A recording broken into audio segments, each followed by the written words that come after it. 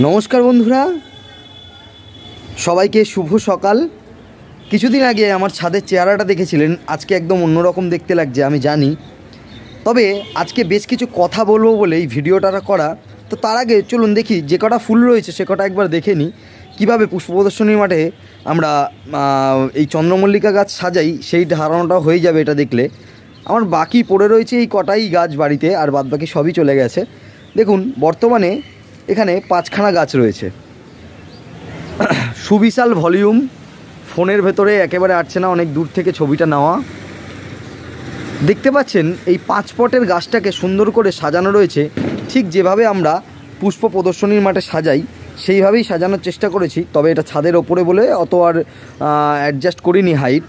তো তবুও দেখুন কতটা সুন্দর লাগছে, রাত্রিবেলায় শিশির পড়ছে, তাই ফুলগুলো একটু হেলে গেছে। এই গাছটা যেমন হেলে গেছে অনেকটা, এই গাছটাকে এরমভাবে সোজা করে দিতে হবে। এই গাছটা ফুলের ভারে ওয়েট হয়ে গেছে অনেকখানি, তো ওই জন্য এটা হেলে গেছে। এটাকে আমরা দেখুন একটুখানি যদি সোজা করে দেওয়া যায় তাহলে গাছটার চেহারাটাই বদলে যাবে। তো যাই হোক, আমি একবার দেখিয়ে নিই। এখানে এই যে ফুলের ভার যখন হয়ে যায় তখন এই জন্য যাতে ফুল ঠিক থাকে সেই জন্য উপরে সেট দিতে হয়। সাথে সাথে আপনাদেরকে করতে হয় কি, এই যে ফুল আছে এটাকে ভালো করে বাঁধতে হয়। আমার এই গাছের বাঁধাটাও ভালো নেই ঠিকঠাক মতো, নেই সাদা গাছটারই শুধুমাত্র, আর বাদ বাকি সবই ঠিক আছে। তো যাই হোক, আমি এবার দেখাচ্ছি এই ভ্যারাইটিগুলো কত সুন্দরভাবে সাজানো আছে একবার দেখে নিন। আর গাছের ভলিউম একবার দেখুন, আর ফুলের চেহারা দেখুন। আমি ভালো করে দেখানোর চেষ্টা করছি। এটা হচ্ছে হলুদের মধ্যে রয়েছে, হলুদের মধ্যে লাল শেড। এই একটা রয়েছে হচ্ছে অ্যানিমুন, দেখুন কি পরিমাণে শিশির পড়েছে, দেখলেই বুঝতে পারবেন। তো আপনারা কি করবেন, বাড়িতে ফুল ফোটার পরে এই গাছগুলোকে ওপরে একটা সেট দিয়ে রাখবেন, তাতে ফুলের লংজিভিটি যেমন বাড়ে, গাছের শেপটাও ভালো থাকে, যাতে ফুলের ওয়েট না হয়, ডালটা ভেঙে না যায়। তো এইখানে এই 5টা গাছ রয়েছে, দুর্দান্ত ভলিউম, আপনারা দেখে বুঝতেই পাচ্ছেন। ঠিক এইভাবেই কিন্তু এই ভলিউমের গাছই কিন্তু প্রত্যেকটা শোয়ের মাঠে আমরা পাঠিয়ে থাকি। আর এর থেকেও বড় গাছ হয়, অনেকে ভালো করে, আমি যেটুকু পারি সেটুকু আপনাদের সাথে শেয়ার করার চেষ্টা করি। এখানে 3টে ভ্যারাইটি রয়েছে, এটা আউট হয়ে গেছে, ফেড হয়ে গেছে প্রতিটার কালারই। এই রেডটাও ফেড হয়ে গেছে, এটাও ফেড হয়ে গেছে, ফায়ারটা, এই বলটাও ফেড হয়ে গেছে। তো যাই হোক, এই 3টে গাছ রয়েছে। এবার এখানে বেশ কিছু ছোট গাছ রয়েছে, ছোট টবের গাছ রয়েছে, এটাকেও সুন্দর করে সাজিয়ে রেখেছি। এটা ফোটেনি এখনও ঠিকঠাকভাবে, এই ফুটতে শুরু করেছে সবে। দেখুন বন্ধুরা কত সুন্দর লাগছে। আশা করি আপনাদের এই দীপুস গার্ডেন ফলো করাটা সার্থক হবে। আমি যেভাবে গাছ করি আমি সাকসেস পেয়েছি, আশা করি আমার টিপস ফলো করে আপনারাও সাকসেস পাবেন। ঠিক যেমন চন্দ্রমল্লিকা গাছ করা হয়েছিল, সাথে সাথে কিছু ডালিয়াও করা হয়েছিল, কিন্তু প্রতিটা ডালিয়াই এই দেখুন কেটে দিয়েছি আমি মাদার সংরক্ষণের জন্য। এই যে দেখতে পাচ্ছেন সব উইথ মার্কিং। আপনারা কিন্তু যারা চারা সংরক্ষণ করতে চাইবেন উইথ ট্যাগই আপনারা চারা পাবেন। এবার দেখি 2টো ডালিয়া ফুটে রয়েছে এই মুহূর্তে। দেখুন এইটা মাতঙ্গিনী, এটা এম তরঙ্গিনী। দেখুন মাতঙ্গিনী ফুলটা কত সুন্দর হয়েছে, এই দেখতে থাকুন। এই মাতঙ্গিনীর এই গাছটার কিন্তু চেহারাটাই এরকম হয়, আর পাতাটা কিন্তু বিভৎস বড় হয়। যদি আপনার গাছের পাতা বড় হয়, গাছের হেলথ ভালো হয়, ফুল অবশ্যই ভালো হবে। আর এটা এম তরঙ্গিনী। এই ফুলটার সাইজ একটু ছোট হয়ে গেছে, এটার ভেজিটেটিভ গ্রোথ একটু কম আছে। তবে এর আগে যে এম তরঙ্গিনী হয়েছিল আমার কাছে, এর থেকে অনেক বড়, তো কিন্তু তবুও দেখতে ভালো লাগছে। এই 2টো রয়েছে এই মুহূর্তে, এই 2টোকে সাজিয়ে রেখেছি। এবার ঠিক যেমন চন্দ্রমল্লিকা গাছ দেখলাম, এই গাছ দেখে অনেকেরই আশা করি মনে হচ্ছে যে আমরাও নেক্সট সিজনে চন্দ্রমল্লিকা গাছ করতে চাই।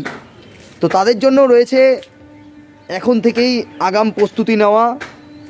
কাটিং কিভাবে তৈরি হবে, কাটিংয়ের মাদার কিভাবে সংরক্ষণ করতে হবে, চলুন একবার দেখে নিই কাটিংয়ের মাদার কিভাবে সংরক্ষণ করব। আচ্ছা, এইগুলো 12 ইঞ্চি টবের গাছ। এবার দেখুন 12 ইঞ্চি টবের আরও গাছ ছিল যেগুলো আমি কেটে দিয়েছি। এই নিচ থেকে কিন্তু প্রচুর শাখার বেরিয়েছে, আমি কিন্তু প্রত্যেকটা টব দেখুন 12 ইঞ্চির ফাঁকা।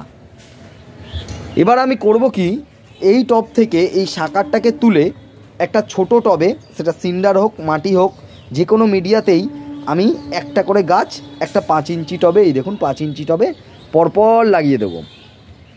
আর এই 12 ইঞ্চি টবটা ফাঁকা করে সিন্ডারটাকে আমি রোদে শুকনো করে নেব। তাতে কি হবে, সিন্ডারটা পরের বছরের জন্য আমরা কিন্তু ব্যবহার করতে পারবো। সিন্ডারের ভেতরে যে সমস্ত শিকড় মিশে থাকবে সেটাকে একটু চেলে বেছে বার করে দেবো। এই হচ্ছে কাজ। তাহলে কাজ কি, আমার গাছটা ফুল ফুটে যাওয়ার পরে শুকিয়ে গেলে গাছটা একদম নিচ থেকে এইভাবে সুন্দর করে কেটে দেওয়া। তাতে কি হবে, এই দেখুন এই গাছটা দেখে বুঝতে পারবেন, সুন্দর করে কেটে দিয়েছি, নিচ থেকে শাঁকার বেরোচ্ছে। ওই গাছটা দেখলেও আপনারা বুঝতে পারবেন। তাতে কি হবে, যেই শাঁকারটা বেরোবে সেই শাঁকারটাকে তুলে আমি সেই শাঁকারের শিকড় সমেত তুলবো। শিকড় সমেত তুলে মাটিতে পুঁতে রাখলে গাছটা অটোমেটিক ধরে যাবে। এবার সেই গাছটা থেকে আমরা কিন্তু নেক্সট সিজনের জন্য একটু বড় করে সেখান থেকে কাটিং করে আমরা কিন্তু পরবর্তী শীতের গাছ প্রস্তুত করব। তো আমি দেখুন প্রত্যেকটা গাছ যেমন কেটে দিয়েছি উইথ ট্যাগিং, আপনি কিন্তু প্রত্যেকটা গাছেরই ট্যাগ দেখতে পাবেন। আর অনেকের মনে প্রশ্ন থাকে যে এই সিন্ডার ইউজ করা যাবে কি না। হ্যাঁ বন্ধুরা, ইউজ করা যাবে। আমাদের এই গাছটাকে, এই সিন্ডারটাকে ইউজ করার জন্য করতে হবে কি, এই গাছটার থেকে শাঁকার অন্য টবে লাগিয়ে নিয়ে এই গাছটাকে উপরে ফেলে দিয়ে সেখান থেকে সিন্ডারগুলো ছাদে একেবারে বিছিয়ে নিয়ে, ছাদে কিংবা উঠোনে বা যে কোনো জায়গাতে প্লাস্টিকের ওপর বিছিয়ে নিয়ে সুন্দর করে বিছিয়ে শুকিয়ে নেওয়া, আর সেখান থেকে এই শুকনো শিকড়গুলো বেছে বেছে বার করে দেওয়া। এবার বেশ কিছু জায়েন্ট দেখাই যেগুলো প্রত্যেকটাই কিন্তু ট্যাগ সহ রয়েছে। আমি কিন্তু ট্যাগিং করে আপনাদেরকে ক্যাটালগ দিয়ে দেবো। এগুলো কিন্তু প্রত্যেকটাই জায়েন্ট গাছ, প্রত্যেকটাতেই কিন্তু G1 G2 G3 করে ট্যাগিং করা আছে। দেখুন অজস্র জায়েন্ট গাছ কিন্তু রয়েছে। আপনারা কিন্তু আমার কাছ থেকে জায়েন্ট ভ্যারাইটিও সংগ্রহ করতে পারেন। একবার বন্ধুরা সবারই মনে হচ্ছে তাহলে নাম্বারটা কোথায় পাবো, ফোন নাম্বারটা আমি একবার নাম্বারটা বলে দিচ্ছি, অবশ্যই নোট করে নেবেন। আপনাদের মূল্যবান চারাটা কিন্তু আমি প্রোভাইড করতে শুরু করব মার্চ মাসের 20 তারিখের পর থেকে। তার আগেও রেডি হতে পারে, আমি কিন্তু সেই বিষয়ে আপডেট দিয়ে দেব আমার চ্যানেলে অথবা ফেসবুকে, যে কোনো জায়গায় আপনারা কিন্তু, বা আপনাদের যাদের কাছে আমার নাম্বার আছে তারা কিন্তু হোয়াটসঅ্যাপ স্ট্যাটাস চেক করলেও আমার আপডেট পেতে পারেন। এবার জায়েন্টের কিন্তু বহু ভ্যারাইটি রয়েছে এখানে। এই ভ্যারাইটিগুলো কিন্তু আমি জায়েন্ট গাছ কেটে দিয়েছি, সেখান থেকে শাঁকার বেরিয়েছে। এই শাঁকারগুলোকে তুলে আমি অন্য টবে রিপোর্ট করব, সেই গাছটা বড় হবে, সেখান থেকে কাটিং তৈরি হবে। তা বন্ধুরা একেবারে আর অপেক্ষার নয়, এবছরে দীপুর গার্ডেনের কাছে পমপমের ভ্যারাইটি 60+, জায়েন্ট ভ্যারাইটি 70+ রয়েছে। আপনারা কিন্তু ঠিক সময় বুক করে নেবেন আপনাদের পরবর্তী শীতের সিজনের গাছটা। এবার বেশ কিছু ডালিয়া দেখাই, ডালিয়ার ট্যাগিং কিভাবে হয়েছে। দেখুন বন্ধুরা, এই যে ডালিয়ার ট্যাগিং কিন্তু আমি টবের গায়ে লিখেই করেছি। এই গাছগুলোকে ডালিয়ার মাদার সংরক্ষণ করার পদ্ধতিটা কিন্তু আপনাদেরকে আমি দুদিন পরেই আরেকটা ভিডিওর মাধ্যমে শেয়ার করে দেব। আশা করি আপনাদের প্রত্যেকের ভিডিওটা কাজে লাগবে। এই ডালিয়া গাছ বাঁচিয়ে রাখা কিন্তু একটা সত্যি কষ্টকর বিষয়। গরমের সময় প্রত্যেকটা ডালিয়া গাছই মারা যায়। ডালিয়া গাছ সংরক্ষণের 2-3টে উপায় হয়। সেই উপায়টা হলো, এই দেখুন, ধরুন এই গাছটাকে আপনি দেখতে পাচ্ছেন, এই গাছটা থেকে যে এই ডালটা বেরিয়েছে, এই ডালটাকে কেটে আমি রুটিং হরমোন দিয়ে বালিতে বসিয়ে রাখলাম। এই ডালটা বাঁচলো, তৈরি হলো চারা। এই গাছটাকে আমি কিন্তু একটা ছোট পটে 4 ইঞ্চি পটে রেখে দিলাম। এবার 4 ইঞ্চি পটে আস্তে আস্তে বড় হচ্ছে গাছটা, গরম চলে আসলো। এই গরম চলে আসার সময় কিন্তু গাছটা দেখা যাচ্ছে এবার মারা যাবে। আমি কিন্তু আবার ওখান থেকে কাটিং করে আবার রুটিং হরমোন দিয়ে বালির বেডে বসিয়ে দিলাম। এইভাবে এই প্রসেসটা করতে করতে কিন্তু ডালিয়ার মাদার বাঁচানো যেতে পারে। অথবা একটু কষ্টসাধ্য বিষয় হলো, গাছের কোয়ালিটি খুবই ভালো হয়, সেটা হচ্ছে এই গাছটা গরম পড়ার সাথে সাথে বাড়তে শুরু করবে। এখন গরম পড়ার সাথে সাথে গাছটা মরতে শুরু করবে।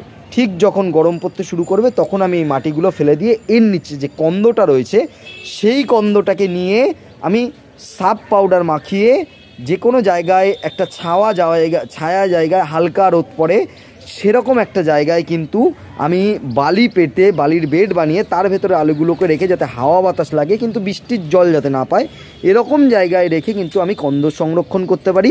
সেটা আবার পরবর্তী সিজন আসার আগে আমি মাটিতে লাগিয়ে দিই, সেখান থেকেও কিন্তু চারা তৈরি করে আমি সেগুলো পরবর্তী সিজনের জন্য রেডি করতে পারি।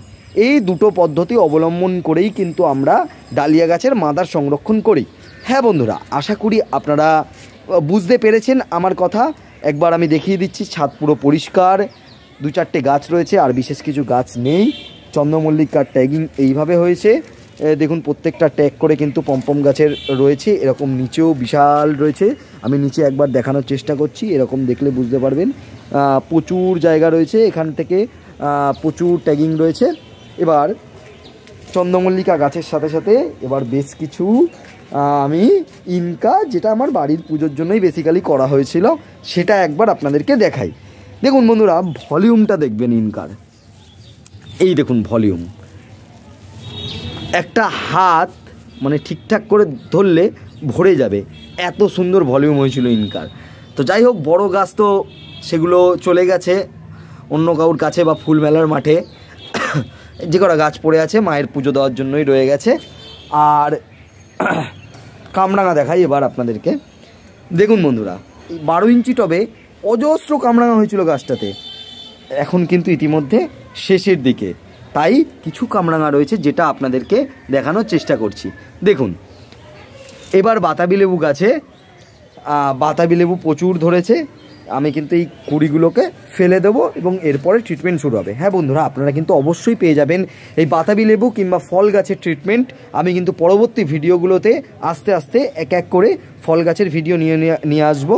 আপনাদের এত ভালোবাসার জন্য দীপুস গার্ডেন আজকে অনেকটা সাকসেস পেয়েছে, আর আপনাদের সবাইকে ধন্যবাদ জানাই। আপনাদের প্রত্যেকে শীতের বাগান সাজিয়ে তুলুন এই কামনাই করি। আশা করি আপনারা সবাই ভালো আছেন এবং আপনাদের এবছরের শীতের বাগানের ফুলগুলোও ঠিক ততটাই ভালো আছে। আমি এই গাছগুলোকে দেখানোর মাধ্যমে আজকের এই ভিডিওটা শেষ করলাম। সবাই ভালো থাকবেন, আর আমার ভিডিওটা ভালো লাগলে অবশ্যই একটা লাইক দেবেন, আর যাদের কিছু জানার থাকবে অবশ্যই কমেন্ট সেকশানে কমেন্ট করে জানাবেন। আর আমার নাম্বারটা আরেকবার বলে দিচ্ছি, 7059200693। এই নাম্বারে আপনারা হোয়াটসঅ্যাপ করতে পারেন কিংবা কল করতে পারেন যে কোনো জিজ্ঞাসা কিংবা চারা সংগ্রহের জন্য। আমি কিন্তু তার যথাযথ অ্যান্সার করব। আজকের মতন টাটা, বাই বাই, ধন্যবাদ, ভালো থাকবেন।